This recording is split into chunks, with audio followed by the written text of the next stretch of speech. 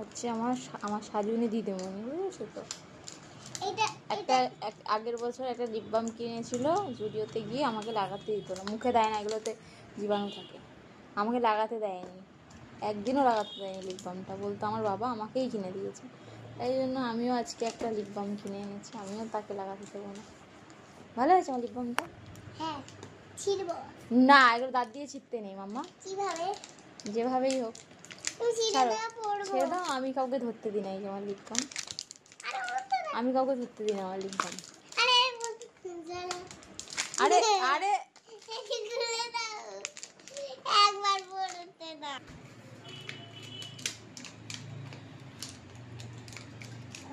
কেমন কালারটা? আমার প্রিয় কালার।